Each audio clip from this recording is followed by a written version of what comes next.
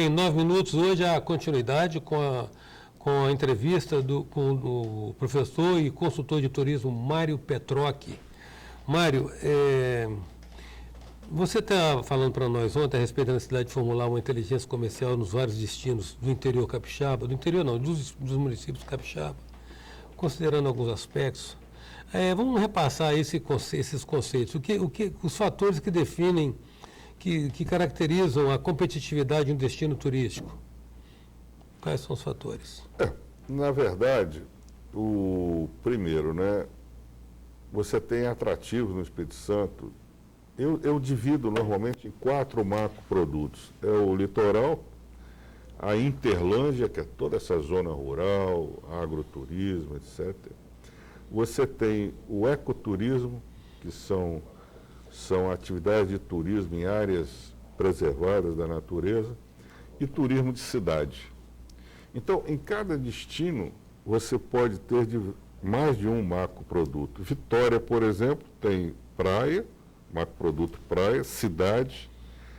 Você tem a Interlândia no entorno, né? E você tem ecoturismo em áreas preservadas. Porque a definição de destino de turismo você não se amarra a limites políticos ou administrativos. Sim. Qualquer atrativo a uma distância confortável de você levar o turista para visitar e voltar para gerar mais uma diária em Vitória, está dentro do destino. Nesse aspecto, o Convênio da Penha é um equipamento de Vitória. De Vitória. O Museu Mero Leitão de Santa Teresa, eu coloco dentro do destino de Vitória e vice-versa. Sim. Eu posso vender o destino Santa Teresa com uma visita ao Convênio da Penha, com uma visita ao Palácio Anchieta, ao Porto de Vitória, ao Porto de Tubarão. Por isso que esse processo de inteligência de mercado que é necessário, não é? Então eu posso vender uma estadia num clima belíssimo de montanha e vender a praia. Eu trago a pessoa de manhã e volta de tarde para dormir no clima de montanha. Mas para isso eu tenho que ter uma agência de turismo que faça esse trabalho de planejamento. Mas, Mário, uma Vitória tem, assim, atrativos que lhe permitam, que permitam ter atributos diferenciados, que a diferenciação do destino, a singularidade do destino é um fator de extrema competitividade. Como diz você em off, não posso visitar as pirâmides todo fim de semana. O Louvre. Na verdade, você tem que... O turismo exige um projeto para cada mercado. Então, Vitória tem um turismo de negócio espontâneo, que enche os hotéis. O turismo de negócio é inelástico ao marketing. A pessoa vem para trabalhar. Independente do marketing. Isso é bom para a cadeia hoteleira, mas também deixa o hoteleiro numa zona de conforto, né? Mas Vitória está prontinha para lançar pacotes turísticos de lazer no final de semana, pela oferta cultural que tem na cidade, pela oferta magníficos restaurantes que tem na cidade, praias, não é? Enfim, eu poderia, então, fazer um projeto para cada mercado. Eu poderia fazer um projeto para o interior do Espírito Santo, não é? Oferecendo Vitória um lazer no final de semana, com teatro infantil, restaurante, passeio de escuna. A cidade está prontinha para isso. Falta a visão de coordenação comercial, né? Algumas agências já fizeram isso esporadicamente, isso teria que ser sistematizado.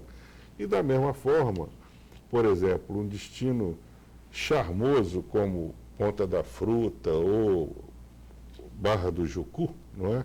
Com todo o atrativo que tem de praia, cultural, gastronomia, estariam prontinhos para preparar pacotes turísticos para o interior do Espírito Santo, para o leste de Minas.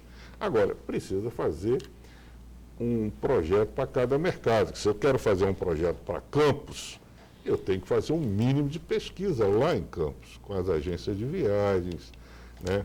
Posso fazer um grupo focal lá. Quer dizer, tem que ter um trabalho técnico em marketing do turismo. Na verdade, então, a gente reúne os dois atributos de competitividade, a singularidade e a proximidade. A proximidade. É um conflito no turismo, assim. as diferenças entre origem e destinos são muito atraentes, né? Então, eu sempre tenho esse conflito da diferenciação, da vantagem competitiva da diferenciação e a vantagem competitiva do preço, financeira, né? Então, o turista que está próximo, eu posso lançar a mão da vantagem financeira, porque o custo da viagem é menor. Sim. Né? E, além do mais, você imagina se eu lanço um pacote turístico para Vitória, para o leste de Minas, né? Eu posso ir atrás de parceiros como essas empresas que vendem gasolina, por exemplo. Isso é feito na Europa, eu não estou inventando nada, aqui no Brasil já fizeram. A pessoa vem com carro próprio, quando faz o check-out, tem um voucher de gasolina no posto tal, da marca tal, da bandeira tal. Assim como é uma oportunidade para as empresas de ônibus intermunicipais, que no Brasil estão perdendo passageiros, né? No global o número está caindo, né? Essas empresas de ônibus seriam potenciais parceiros de destinos turísticos, para a pessoa não deixar o seu carro na garagem e vir confortavelmente no ônibus, passar um fim de semana em Vitória e vice-versa, para a montanha ou para um destino de praia. Ou seja, as oportunidades são muitas, sem falar no planejamento, desenvolvimento de eventos culturais, artísticos, né? Desenvolver produtos específicos, né? Exatamente. Em vez de eu sair atrás de evento pronto dos outros, eu construí eventos na minha cidade e vendê-los em formato de pacote turístico. Isso é um feijão com arroz, é a simplicidade, é o fundamento do marketing do turismo, que nós somos frágeis aqui no Brasil de uma maneira geral. Que, Mário, na sua passagem pela Secretaria de Turismo, você tinha essa visão do destino, do tipo cada cidade, uma característica que deveria ser explorada, essa questão da operação e da inteligência comercial. E você tinha uns projetos, que você sabe que tinha um era Cama e Café. É isso que nós conseguimos implantar. Você tinha outro que era Birdwatcher, observador de pássaros. Mas esse não deu, porque normalmente esse cliente ele exige um monitor qualificado e precisaria também de um livreto com o desenho dos pássaros da região, e eles também têm o hábito de comprar um CD com o canto desses pássaros, que muitas vezes o observador de pássaro, ele ouve o canto, mas não vê o pássaro. Aí ele vai no CD e pelo canto ele identifica que espécie é. Mas você sabe que no Cão Café, rapaz, eu vi resmungo de hoteleiro reclamando que aquilo era um tipo de concorrência, ou seja, era uma oferta suplementar, né? A proposta é de não é nem de complementação, é de uma suplementação, até porque tem lugares que não tem estrutura de hospedagem, né? E se você engaja a família do local, você atende os dois lados, atende uma demanda, né? E oferece, inclusive, oportunidade de ocupação e renda. Na época eu vi resmungos, mas isso aí deve ser os pecados de se viver na província, às vezes. Não, mas é porque o hoteleiro, infelizmente, ele trabalha muito isolado. Regra geral, eu tenho muito respeito por eles, porque o hoteleiro convive com o desafio do custo fixo, que chega à faixa de 70%. Né? Então, a alternativa do Cama e Café, ela foi iniciada na Irlanda em 1930, se espalhou pelo mundo inteiro. Então, todos os grandes destinos, como Londres, Viena, São Francisco, todos eles têm o bed and breakfast. E convive, é um outro produto, né? Convive com a hotelaria. Outro perfil também de usuário. Agora, a nossa iniciativa, que eu me orgulho muito dela, no Caparaó, porque eu sou capixaba, sou suspeito, mas o lado do Caparaó mais bonito é o lado capixaba. Nós temos ali umas 300 cachoeiras naquele percurso de 100 quilômetros. E o turismo só se desenvolveu do lado de Minas, naquela ocasião. Né? Então não tinha turista porque não tinha hotel, não tinha hotel porque não tinha turista. Então nós lançamos essa ideia em Dores do Rio Preto, que era a porta do parque. E você sabe qual foi o investimento do governo do estado?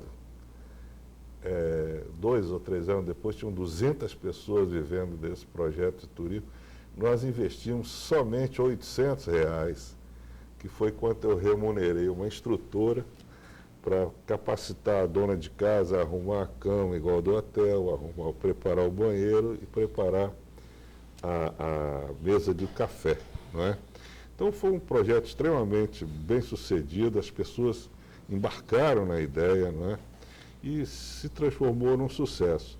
Agora veja você, eu corri para a Venda Nova do Imigrante para oferecer a ideia para lá, mas é interessante porque os moradores de Venda Nova já estavam numa zona de conforto, vamos dizer assim, economicamente, com a produção agrícola.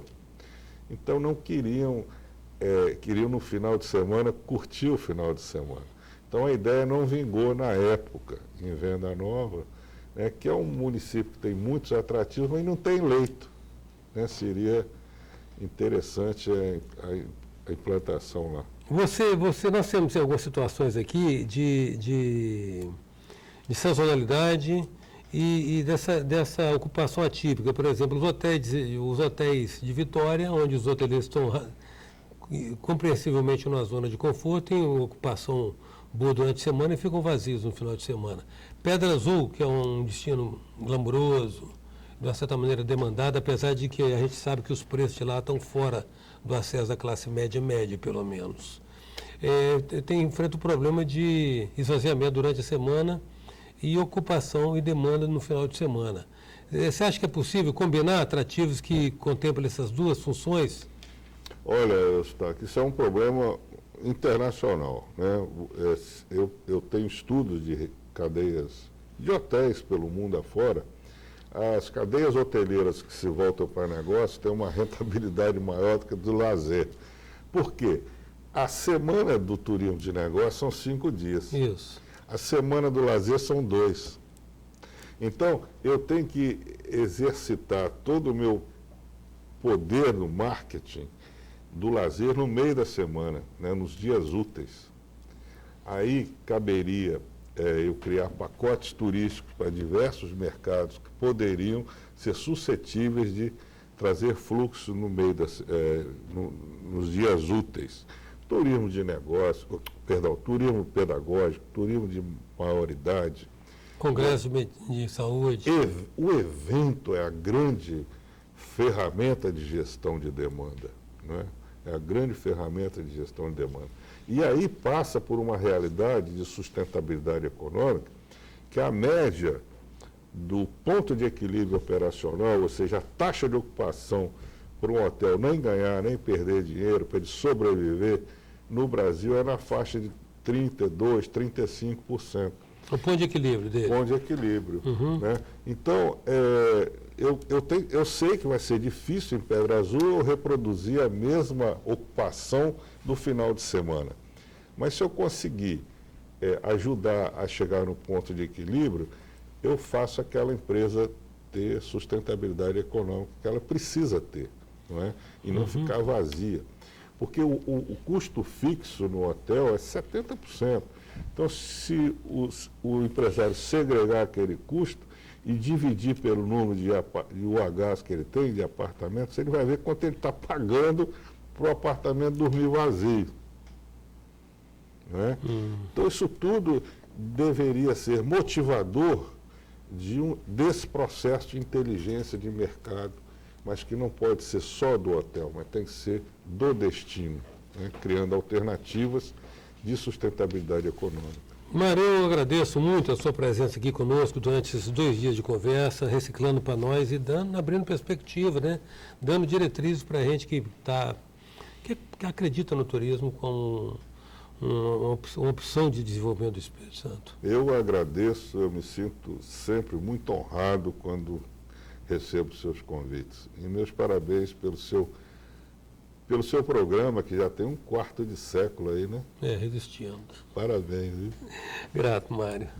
Em 9 minutos, a presença do professor, consultor de turismo, o profissional que está formulando o plano de marketing do turismo brasileiro para o Ministério do Turismo, Mário Petroc. Até já. Sou passageiro do tempo, tentando entender